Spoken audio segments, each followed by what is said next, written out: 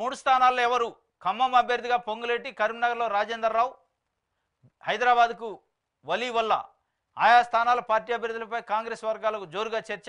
వెల్చెల అభ్యర్థిత్వాన్ని అనధికారికంగా ఖరారు చేసిన డీసీసీ. వెల్చెల రాజేందర్ రావు కరీంనగర్ అభ్యర్థిగా అనధికారికంగా district Congress committee Karimnagar announce చేసినట్టు చెబుతున్నారు, ఖరారు చేసిందట.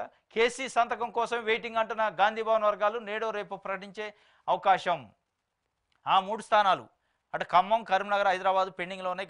దాదాపు 20 రోజులుగా ఊగేసలాట. ఇదిగో అవుతుంది, రేపు, మాపు, సాయంత్రం, ఉదయం అని కాంగ్రెస్ పార్టీ వ్యవహారం మొత్తం.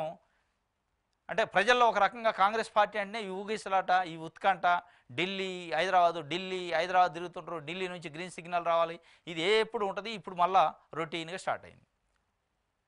ఆ 3 స్థానాలు ఎవరు నిర్ణయించడానికి కూడా ఇన్ని రోజులు 15-20 రోజులు టైం పట్టినా కానీ తేల్చుకోలేని పరిస్థితులు ఆ పార్టీ ఉంది.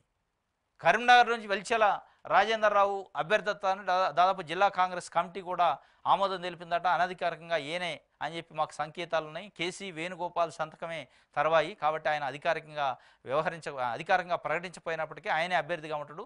రేపో మాపు ప్రకటన వస్తుంది అని చెప్పి వాళ్ళు డిసైడ్ అయిపోయారు కరీంనగర్ సంబంధించిన నాయకులు.